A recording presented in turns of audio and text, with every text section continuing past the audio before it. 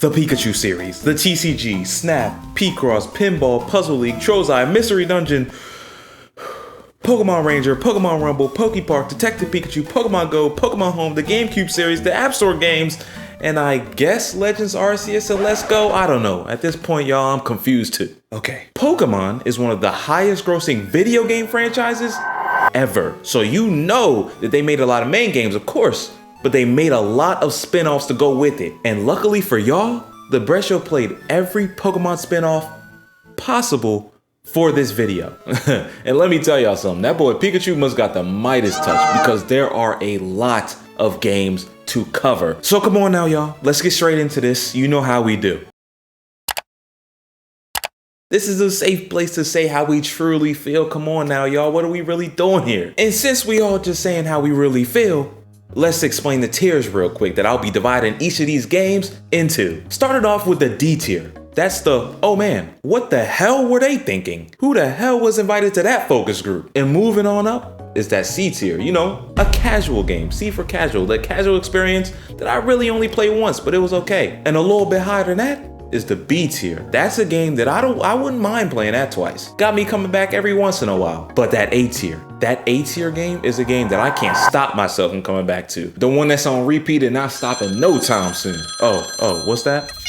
Oh, I'm getting a call? There's a level higher than A tier. What's that? The S tier Pokemon game. Those S tier games are the games you can give to anybody and they'll like it just as much as you did. Wrap it up, while we still making games, hang it in the Louvre is perfect. Hey, what's up everybody? Welcome back to the Bread Show. And today, we're gonna be playing every Pokemon spin-off game possible. Like I said, I made the main series no bias Pokemon tier list video a while back, and I said in passing that I would play every spin-off game for this video. Lord did I know, I was in way over my head. I mean, for real though, to actually play these games, you really gotta pull off some Forbidden Jutsus. And that's if they're even able to be played. And some of y'all might eventually see what I mean. Nintendo eShop, you hold us. In these tiers, in these discussions, it's not even really a review for real. It's just discussion. I'm gonna be hard-hitting. I'm gonna tell you how I truly feel about all these games, while also including how the community feels about all these games. Especially because I spent hours, y'all, sitting down and playing these games for this video. So please like the video if you like the video, you know what I'm saying? And also subscribe. I can see a lot of y'all are not subscribed, so hopefully I can convince y'all to join this side of the table. Because it's the Bread Show. I give my anime and gaming opinions while also doing a little bit of anime and gaming myself. But just as a disclaimer for Big Brother out there watching us, here's my 2DS and here's my Switch. Hopefully that's enough for you. And all right, now that we got the disclaimers out the way, no mobile games, no movie tie-in games, no Pokemon collab with random company games, and let's get it started. So the first game we got up is Pokemon Let's Go, and as y'all can see in the beginning of the video, I gave this a C. When I loaded up the game for the first time and it only required me to play with one controller that I could choose between, I should have known something was up. But let me be clear. This is a good game that people liked. It's just that I didn't really like it as much. But there's a specific reason why somebody like me wouldn't like it as much, but for that same reason, somebody else would like it the most. I just felt that it wasn't exactly new school Pokemon. It wasn't exactly old school Pokemon, and it also wasn't exactly Pokemon Go. My personal feelings is that it just didn't pick a lane. The good things that I will say about this game though, is adding co-op to a Pokemon game is wild. Even if it's not online co-op, if it's just couch co-op, adding co-op to a Pokemon game is actually wild. And another positive was the main reason this game was made was the connectivity and transfer functions between Pokemon Go. We know that was wild and popping off and going crazy, and now we got a special place to dump all of our best Pokemon from Pokemon Go. And best believe y'all, I got about 3 Dragonites that's ready to wreak havoc on the rest of the Kanto region. And a sneaky good thing that people might have missed was that the competitive battling was fun. You got to see the OG Gen 1 Pokemon resurface at the top of the competitive battling scene. And unlike the actual Gen 1 that they debuted in, there was Fairy, Dark, and Steel typing and Mega Evolutions. The actual game though lacked strategy and it was super easy. One of the reasons why I didn't like the game as much is because I'm not into competitive anyways. Like that's just not why I play Pokemon. The game obviously was not structured for seasoned players, which I very much am. So I'm cool with understanding that I'm not the target audience and just to move on. It added new lore, new story pieces to the original, even though I would have wanted to see more character development for some of the characters that were the first ever characters introduced in a Pokemon game ever. Had more character development in the Heart Gold and Soul Silver remakes than in the dedicated game going back to the Kanto region. Seeing the overworld Pokemon was nice though. That was a nice touch. It's crazy how this game kind of represents everything that Pokemon Yellow used to represent. Pokemon Yellow was the first real Pokemon game to take creative leaps, and so was Let's Go Eevee and Pikachu, and guess who is your first starter in this game too? On the other hand, Pokemon Legends Arceus, that's an S, bro. That's a game that I really enjoyed. On the contrast of Pokemon Let's Go, this game was directly meant for seasoned players. Game Freak beat the allegations that Pokemon is just about battling by neutering the battling system yet again for this game. Become a champion. What the hell is a champion? Nah, dummy. Go fill out this handwritten Pokedex solo dolo off the muscle and come back to me for the true game ending. And let me tell you something, the Pokemon vets had fun with this one. I seen all types of crazy stuff. Shiny hunting, live Pokedexes. Every time I mention this game, I mention the fact of how many live Pokedexes I've seen of Pokemon Legends Arceus. Because that was the main part of this game. There was no version exclusives. There were no required trades with other players and other systems. It was just straight up pocket monster hunting. And not to mention, this game brought top tier moments for this channel too, because I definitely caught my live reaction to my first ever on-camera shiny encounter. And for all the people that complained that this game didn't have competitive mode, you missed the plot. But bump all that. Let's get into the games we're really here for, the thick of it in the weeds. The spin-off games you didn't even know existed. Hey You Pikachu, I Choose You. I kind of freestyled that last part. It's just called Hey You Pikachu. This game was barely functional. Hey, what's up? And bro? apparently, after doing some research, that wasn't all my fault. This game actually used a lot of the N64 controls, like the microphone, but it barely worked when it did use them. On the bright side, it made Pikachu and Professor Oak come to life, but really didn't feature a lot of the other Pokemon. It was really just straight up Pikachu. Fitting how he was, you know, the titular character on the box. Professor Oak blinks in this game. I don't know why that was so exciting to me that he wasn't just a still PNG. But when I started playing the older games, I just kind of expected, you know, low quality. Seeing him blink, it was cool for him. But all in all, this would have really made a cool handheld game like 10 years in the future. But as a console game, taking this off the shelf, nah, I'm not jacking it. It's basically a pet sim. I don't know if I would ever sit in my living room playing this game, even if I was like 4 years old. I understand what they were thinking, so I'm not gonna give it D. It was just poorly executed. It's a C game. Next is the Pokemon Channel. What the hell were they thinking? Admittedly, they pulled it off better. The tech was there. There wasn't many technical issues.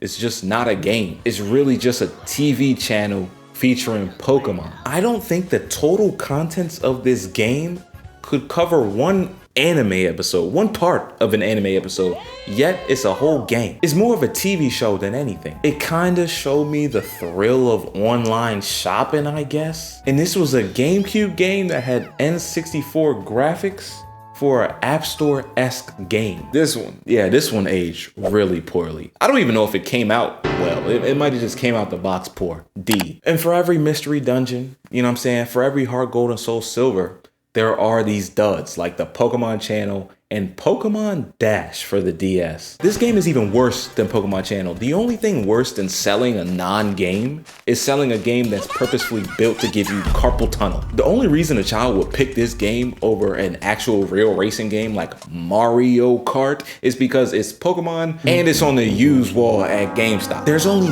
one main mechanic, which is swiping, and then everything else is just smoke and mirrors around that. Again, this is something that you may hear a lot this video, but this is a game that really belongs on the App Store, not something pulled off of shelves and in stockings and stuff. All right, obviously that game was a D, okay? Let's just skip past that part. But after we done sifting through the garbage, we find something we like. Pokemon Snap. Now, to a lot of people's surprise, I've actually never played this game as a kid. I always heard great things about it. I just never knew if it was a meme or not, like if people was just joking around. For real though, meme or not, is way funner than I thought it would be going into it. It's not just taking pictures of Pokemon, it's really like a rail shooter. Around the time of Pokemon Snap's release, Pokemon was still being played on the Game Boy with like no color added to it at all. Just, you know, a few anime episodes here and there. So I could imagine that upon playing this game for the first time, a child in the 90s, their imagination was just exploded with how much they learned about the Pokemon world. There'd be like little cool moments where you out in the field taking pictures and you just see, you know, a purple ball, ghostly thing flying through the air. But then when you take the pictures, you don't really see anything until after you're finished and you see that it was a hunter the whole time. Oh, that's cool though. And because it's a ghost, you could only see it after you took the pictures on like some phasmophobia type stuff.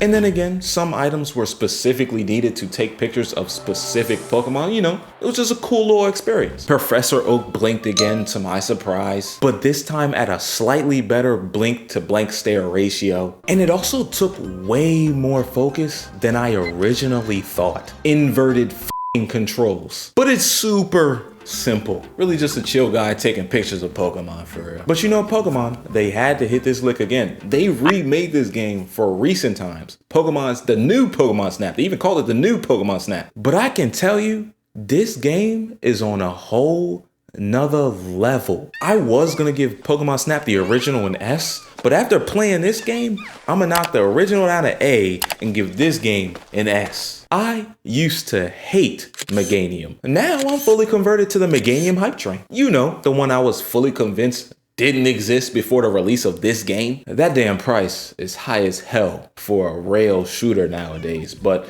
if you did bite the bullet and play this game and buy this game, you got a good game. And anyways, you know, because of Big Brother, that price is never going to move. So Pokemon Snap, meme or not, great game. I enjoyed it. I don't know if people were joking around when they said they enjoyed it, but yeah, I actually did enjoy it. All right, dim the lights, turn the lights down real quick.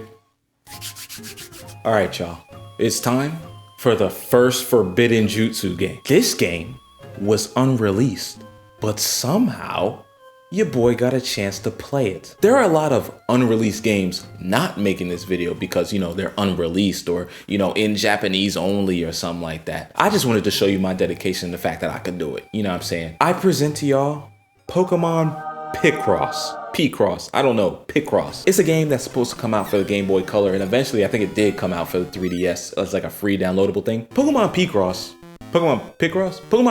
had very vibrant colors for a Game Boy Color game. Huh? Yes, I know it was called the Game Boy Color, but those colors weren't like, it was called the Game Boy Color because the Game Boy original was so blank. Yeah, it's called the Game Boy Color, but the Game Boy Advance had way better colors than the Game Boy Color. You feel what I'm saying? But this game found a way to put deep reds and loud yellows into the same game. It was actually really hard for me when I first booted up without learning the rules. Then I went back to learn the rules, came back and failed again. I promise y'all, I'm a smart guy. It's pretty addictive. The music was pretty catchy, but repetitive at the same time. That's kind of how catchy works. But once you get it and you kind of understand the rules, you kind of just have it. There's not really a lot of chance to it. It's just, you know, doing it. It's like Sudoku Pokemon. The game never gets too difficult. Every once in a while I might boot it up. Let's see what's next for a second. Oh, Pokemon Pinball. You were wondering what Pokemon Pinball would be like as a game if you've never played it? It's Pokemon but pinball. Pinball but Pokemon. It's a pinball game with a Pokédex full of PNGs. It's like the crypto zoo of Pokemon with a little bit of pinball on the side. I couldn't play it for too long, okay? It had nice animations, I guess. It had nice music, yeah, but it's just spin-off music of the main series games music. There was a regular version and there was a Ruby, Sapphire, and Emerald version. Basically, I'm gonna put it to y'all like this. This is one of those games that the 2004 grandparents got for their 2004 grandchildren, thinking that, oh, this is gonna be the new Pokemon game. They're gonna love this, and then they have to act like, oh, this is what I wanted, when really this is not what you wanted. It's one of those games. The Pokemon company probably wanted you to accidentally buy this. And you know me, to keep the video interesting, I had to mix some of the trash games, like Pokemon Pinball, which by the way was a D, I don't know if I said that before, with the legitimately great games, like the Pokemon TCG. Not the actual TCG, not the mobile game TCG, not the online TCG, the TCG Game Boy game. that was an RPG with a story. Before I got my own video game system, I was always going online to try to find outdated systems, and I found the Game Boy Color and it had this game on it. So I've played it before and it was just as fun as I remembered it the first time. This game taught me the rules of the Pokemon card game because before I was just collecting the cards and playing them and battle them how I saw fit. What? You need energies to use attacks? No, you don't. You just say the attack. Now, when you boot it up, you'll see that the overworld really doesn't have that much polish for some reason. Nobody can stay still. Everybody is scissor kicking midair as if they're treading water. And if you stare too long, you might get a headache. But the battle screen is where the real game is. Yes, it had the full Pokemon TCG in there, but what made it even better is that it had Pokemon battle animations that were even better than the main series games battle animations. And if you're tired of the modern day power scaling in Pokemon TCG games, you could always just go back and play this for the old school Pokemon feel. Oh, I have a Charizard with 100 HP. Yeah, you're cooked. Yeah, that feel. Not, oh, I have a dark Charizard that does 30 times damage and has 300 health and it has EX and it's also basic. Like, no. And like I said, it had a story, and a good story at that. But we have an issue. They came out with a second game that improved on the first game in every way. Pokemon TCG is an S tier game, but Pokemon TCG 2 is clearly a tier above TCG 1. So I guess I have to knock down TCG 2 from S to A, just to put 2 at S, because 2 has so many animations. The regular Pokemon games didn't even have this. Like Pokemon Crystal did not have this. And I imagine doing a mind meld with Game Freak real quick, like 20 years ago. I can imagine that with the popularity of the real life Pokemon cards, they probably wanted this to be a main series Pokemon game, if not replace the main series. So, and you could tell that with how much effort they put into these games. It was a continuation of the original game story, and you know Pokemon hates continuations of story. Just ask the story-filled Sun and Moon games. They had Team Great Rockets as the villains. They had mini computers, which was not a feature that was revisited again until the Switch games. They added wireless feature like Card Pop so you could trade cards with your friends, which people did in real life with real cards anyway, so it really fit this. And they upped the difficulty in the second game. I actually ended up losing my first battle of Pokemon cards. I understand the game. I lost my first battle. It was pretty difficult. But, you know, for every peak, there's a trough. And that trough is the Pokemon Puzzle series. The Pokemon Puzzle League, I'll give it a C.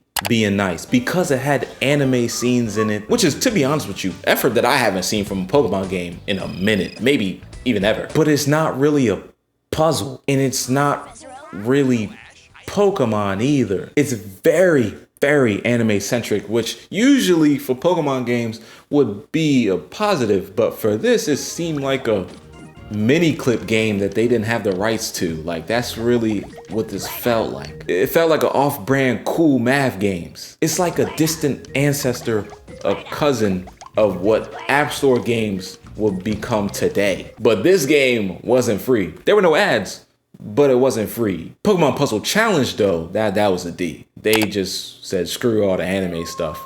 We're just gonna give you Tetris. Yeah, no. What the hell were they thinking? This was objectively bad stuff. All right, bet. Let's run it. Let's begin it. Yeah, we're cracking open the can. Pokemon Mystery Dungeon. Come on, everybody. This is what you were waiting for. I never played Pokemon Mystery Dungeon because it wasn't a Pokemon battling game. But when I talk about spin-off games, this is the one that gets brought up the most. So I was excited to play this one. Is this better than Pokemon TCG? Is it better than Legends Arceus? Let's see. By the way, there are a lot of these games. I played the first one for the GBA, right? It was cool for real. The asking me questions before, like it was a BuzzFeed quiz trying to figure out who I was as a person. That was cool. By the way, I got Totodile for anyone wondering. I was mainly there for the story, but I didn't realize how grindy that it would become eventually. And it turns out the same reason I wasn't intrigued by this game as a kid is kind of the same reason I'm not intrigued by it as an adult. I was always more interested in being a Pokemon trainer than being a Pokemon myself. Now, I realize that Pokemon is huge, right? So people get into Pokemon, people like Pokemon for a whole bunch of different reasons other than battling, you know, competitions, I don't know, the cuteness of it. They get into Pokemon for a whole bunch of different reasons. And I think that this series of games attracts a different side of Pokemon fan than me, probably. I don't know. Let me know how y'all feel in the comments. Like, for example, I kind of found the dungeons thing being repetitive, but then I didn't want to write that down as a con because it's like, I'm playing Mystery Dungeon. You should expect dungeons. Don't complain about the dungeons. People love the dungeon part of this, obviously. Being able to evolve the Pokemon at the end, or at the post game or whatever, that was crazy. I was not expecting that one at all. I was definitely not expecting that one. And the story, again, it was cool for real. I'll give Red Rescue Team a B because I would play this again. But the next game is the game that people would arguably say was the best game. And honestly, I thought so too. I definitely think that this game is better than the B I gave the original game because, and that'll have to be a cliffhanger because it's getting dark. I've been recording this for a long time. This is a pretty fat video. So I will be back another day in a new set of clothes. But before I change out of this, I hope y'all see the Mewtwo on the shirt. You feel me? I broke it out for the video. Hope y'all like it. Also got my braids in, but whatever. I'll see y'all tomorrow.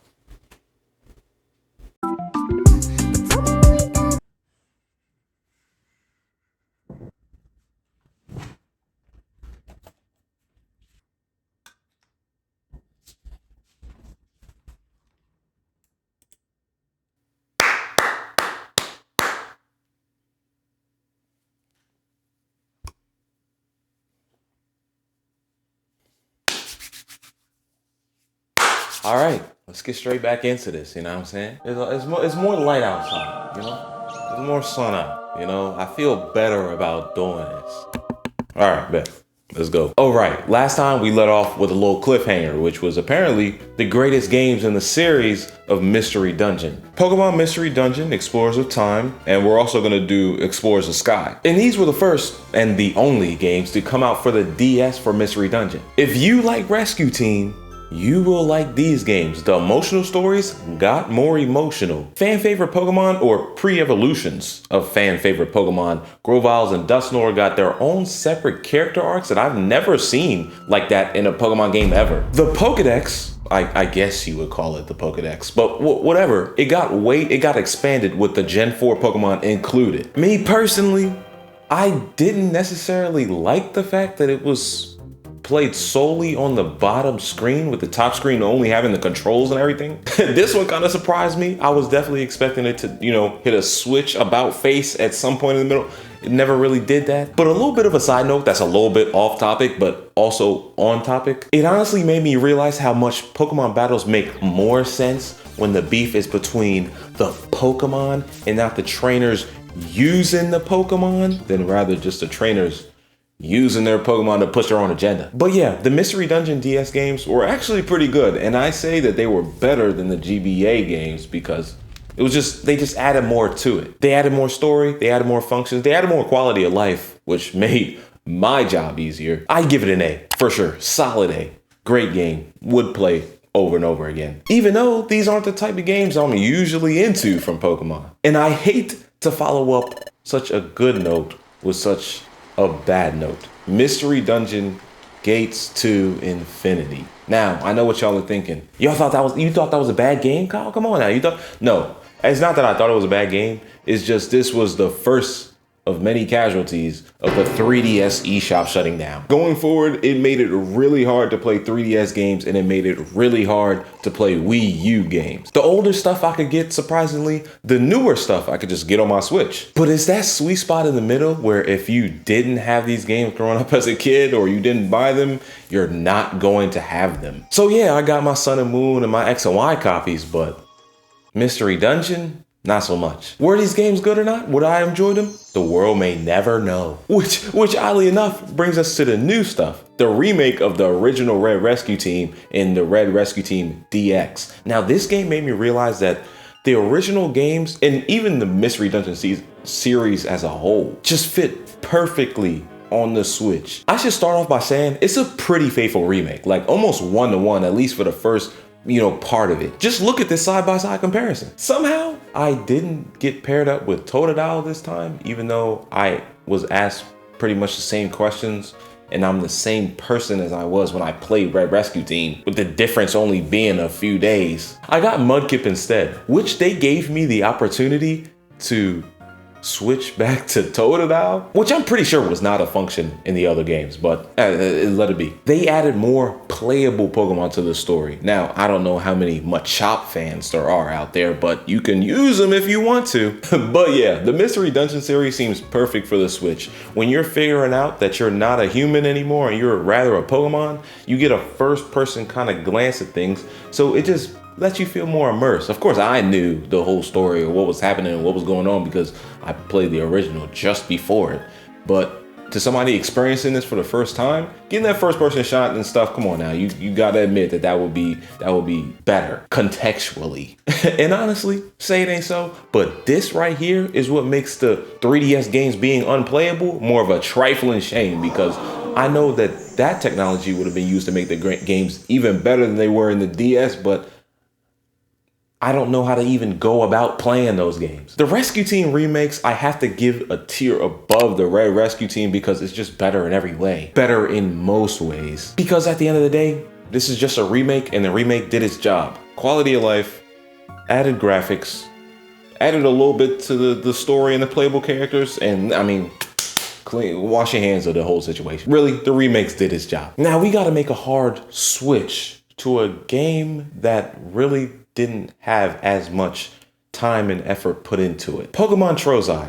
What the hell were they thinking? There's barely anything Pokemon about this Pokemon Puzzle Challenge predecessor. I don't know if it's because I grew up in the era of the App Store, but games like these addictive scroll them, just gotcha games they don't really pull me in like that. The addictive arcade style just never really got to me. Maybe oversaturation? I don't know. This game is a D, man. It's a D.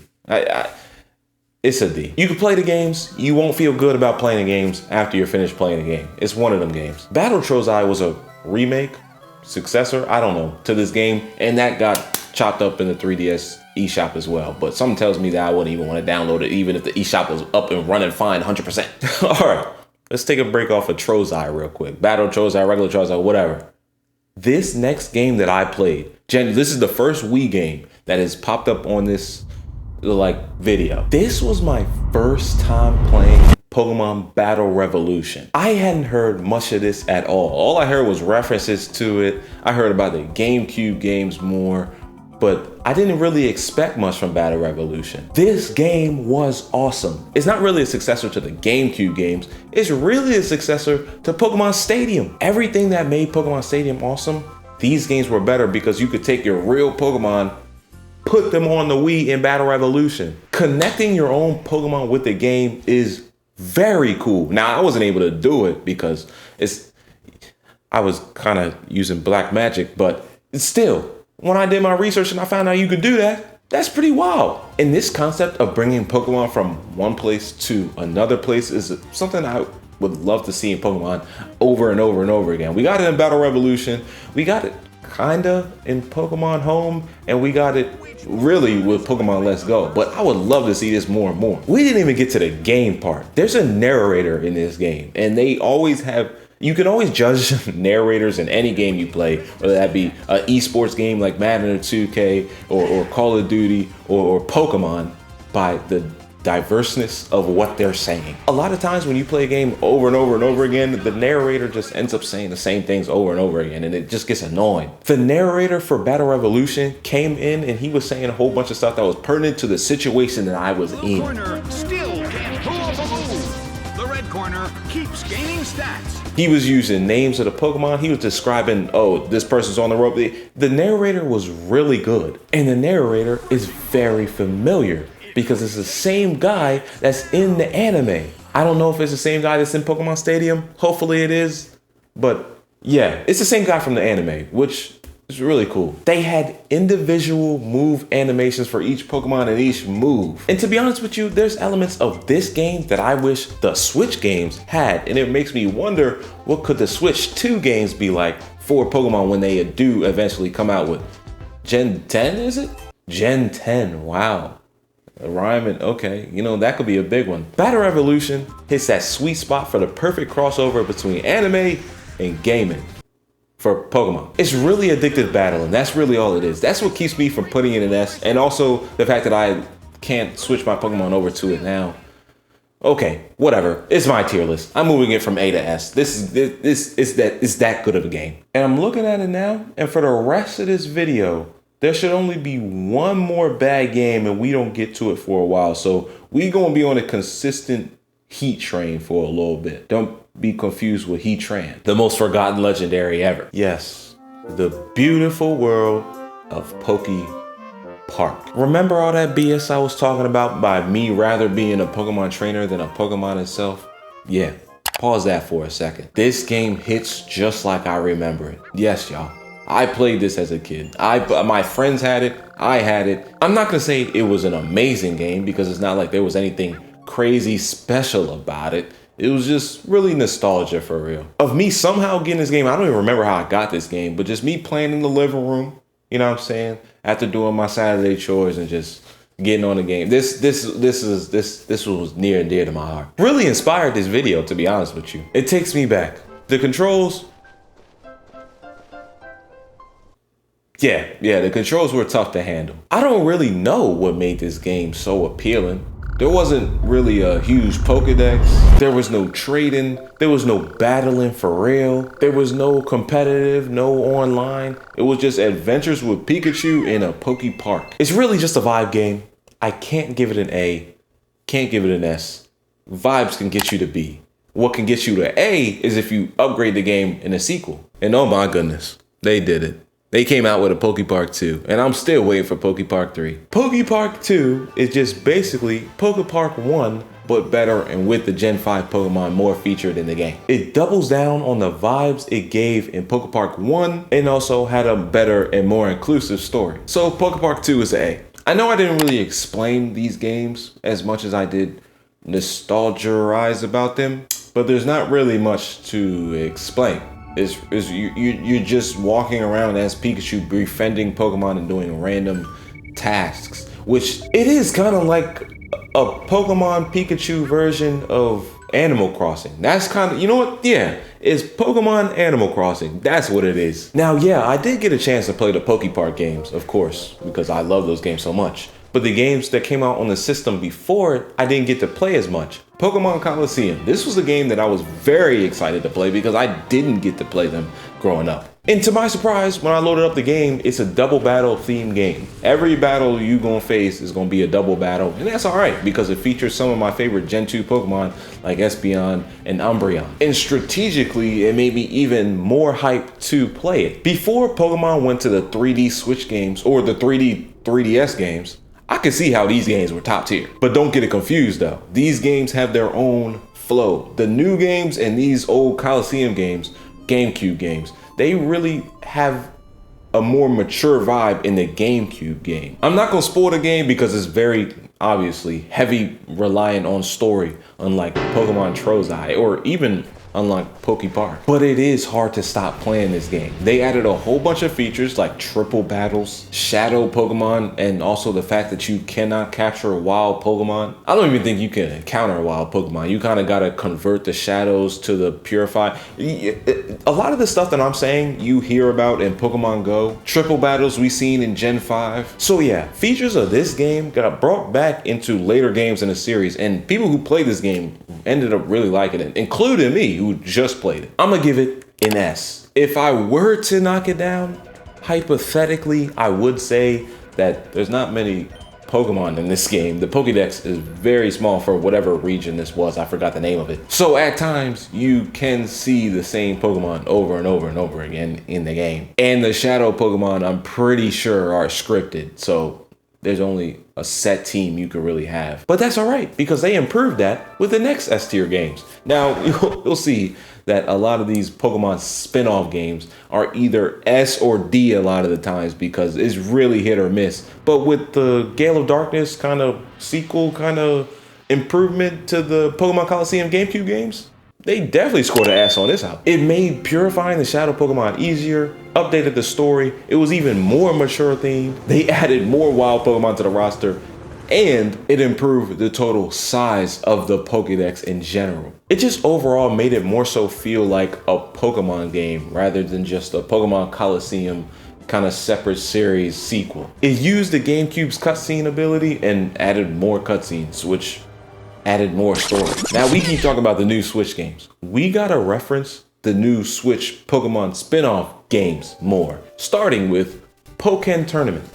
It's a Tekken style Pokemon game, which, kind of like you probably, I didn't think it made sense at all. Initially, a Pokemon style Tekken fighter sounds weird, but the more you play it, it actually makes sense, because they shape it to be Pokemon battles. And then also having a health bar in a Pokemon fighting game makes more sense than having a health bar in a human fighting game. Some of the models of the Pokemon came out weirdly, even though, you know, you've been making Charizard models since what, 96?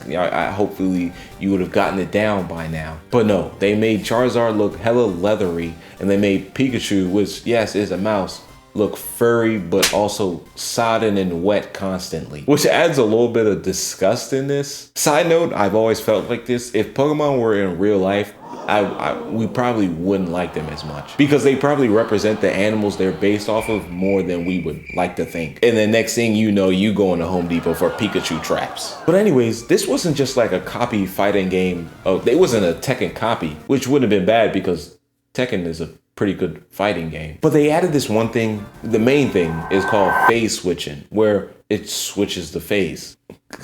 It basically just switches the phase. You could either fight in 2D side scrolling, or you could fight in a 3D arena. And I've never seen that in a fighting game ever. I don't play too many fighting games, but I play Street Fighter, Mortal Kombat, Tekken, and Killer Instinct, and none of those games had this. And the phase switching wasn't random. You could trigger the 2D stage or the 3D stage based on which way you would think you would win better. I've seen stage changes in other games. I've seen stage hazards, not phase switching from between 2D and 3D. Saying it's like Tekken is like disrespectful to the tacticalness of Tekken, but there is tacticalness and strategy into phase switching, depending on both the user and the Pokemon.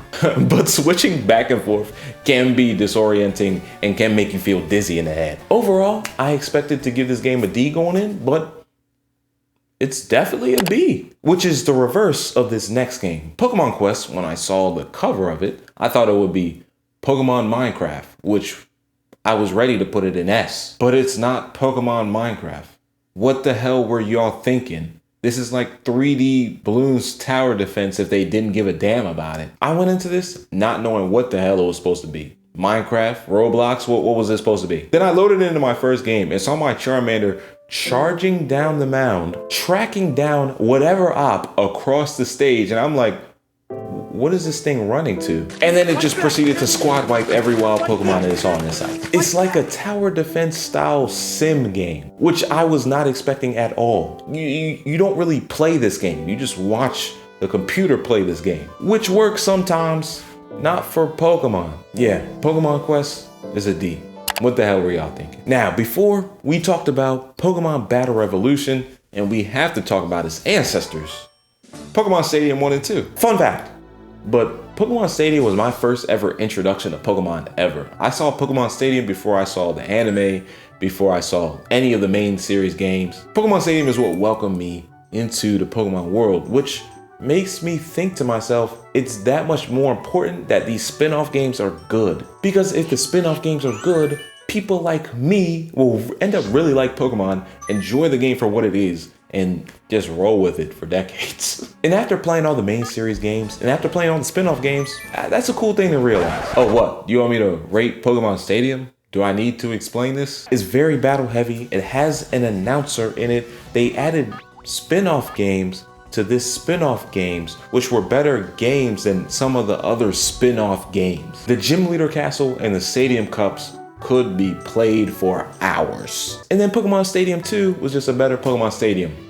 How do you make a better Pokemon Stadium? Easy. You add to the minigames, you add more Pokemon, and then you improve the Gym Leader Cup and stuff. I think there was even an element of Pokemon Snap in one of those minigames, but I don't know if I'm remembering correctly. But yeah, Pokemon Stadium 2 is both S's. There's a lot more S's on this list than I originally intended for them to be on there, but I'm not just gonna hoe a game just because I don't want as many S's. Yeah, both of them is S's. Hey, what's up y'all? Editor Kyle in the building, future Kyle in the building. I was looking back, editing some of these videos, and the stream is set up and you check out the streams. But I realized I missed a few games while recording. Charges to the game, goofy ass Kyle on the pass. Man, forget that, man. So before I get to Pokemon Unite, I gotta address these 3 series. Pokemon Rumble, Detective Pikachu, Pokemon Ranger. I don't know how I forgot these. For Pokemon Rumble, I could not stop playing the demo as a kid, and I will always remember this game fondly. Unfortunately, some of the newer iterations of the Rumble came out on the 3DS and the Wii U. As a matter of fact, all of the sequels after the Wii original came out on the 3DS and Wii U, and we know that's a sweet spot of games that I can never really play because of frivolous indifference to them during my middle school and high school years, and now I can't get them in the eShop. Some people hated Rumble, surprisingly. I am not one of those people. And for those who don't know, it's a game with a loose story for real. And you really take over a toy Pokemon you control, and that toy Pokemon takes over other toy Pokemon. It's a top-down ARPG that's player versus computer. It was difficult. It had enough Pokemon elements in it to be truly a Pokemon game, unlike, Puzzle Challenge or Trozai. And sometimes they took you to the Pokemon League. As a matter of fact, that's how the game starts. The game starts with you getting your ass beat in Pokemon League, then sending you out, and then you play the whole game to eventually get back to the Pokemon League. It was really simple, but I couldn't stop playing this game as a kid, which is for sure the definition of an A-tier game. And the next game barely made the list, not because it's not a spinoff, not because it's not good, it's just because it's barely a game. It's Detective Pikachu. It's more so a movie. By the way, they made this into a movie. If you've never experienced Detective Pikachu at all, in the movies, in the games, he talks. It's actually a comedic mystery series, but it doesn't quite do it as well as Scooby-Doo. You actually partner with a human called Tim Goodman to stop a drug called R that makes Pokemon go crazy, and then there's a B plot to find Tim's lost father, Harry Goodman, and by the last name you could tell he didn't just walk out on his son. There are some light dialogue choices, even though they feel like they don't have much weight to them anyways. And they came out with a Switch sequel, which is what I'm showing you now. Let me be clear, the story is good. It's just not really as much of a game as you would hope. It's really a $50, 17-hour movie. To put it into context, yes, it's a good game. If you like Pokemon, get it. But if you're just looking for a game, Telltale does it better for less, I'd say. But in terms of my experience, I would only play this once, which I gave the definition of C. And then the penultimate series that we're gonna be talking about here, at least in this little edited section before we wrap it up with Unite, Pokemon Ranger. I give all of those games a B because to me, I don't know if everybody experiences, but to me, it was basically the same thing every time. It wasn't that much of a variance between them to split them up in the different tiers. The Ranger games, I remember as a kid being very odd to me. It was so obviously, even then, that it was just a gimmick to use a stylus for a Pokemon game. This was another DS game that was solely played on the bottom screen. I don't know, maybe it was not as much of a pet peeve as it is for other people, but that's always rubbed me the wrong way of a game, of any game, Pokemon or not, on the DS that's solely played on the bottom screen. The good thing is that they dropped it for the 3DS and they didn't even introduce 2 screens to the Switch. Maybe it was because my stylus was always missing as a kid. And then I don't know, maybe I was too thick in the weeds of becoming a Pokemon master, but I never liked how you could capture the Pokemon, never own them. Every time you leave an area, you gotta leave the Pokemon behind. And I don't know if it was just me experiencing this or if it was everybody else.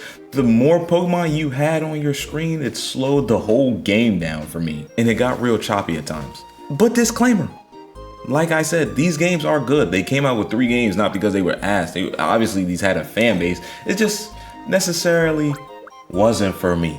And one good thing I can say about this game, one great thing I can say about this game, and a lot of these games The Pokemon Ranger series will forever be remembered for the whole loot mechanic. Like, when you think of Pokemon Ranger, you think of the loot mechanic. It's almost automatic. It's just not my stylist. All right, y'all, editor call out. And then last but not least, Pokemon Unite. Now this was a mobile game technically, but it came out on the Switch. I played it on the Switch. If you're thinking about playing this game on the Switch, don't play it on the Switch. Play it on your iPad, which probably is 2 times more powerful than the Switch. This game could barely run on the Switch. And it doesn't help that, yes, this is the last game I'm putting on the tier list, but this was also the last game that I was playing for this video. This was the last recording that I had for this video. This is the Pokemon Switch spinoff that I heard about the most. Even players that I know you don't play Pokemon. I know you don't stream Pokemon. They were streaming Pokemon Unite, which I thought was cool, but, you know, off-putting at the same time, but it was cool. I tried it, and damn, this game had hella updates upon release. It's free, so I'm willing to deal with a whole bunch of BS, but damn, this game had hella updates up front. And I was not about to wait for all of those. I could not run this game on Switch, so you'll see me rage quitting in the middle of the B-roll. But the game is pretty fun. It's like a capture the flag is kind of a weird way of putting it, but it is kind of like capture the flag with like Pokemon elements and evolutions added to it.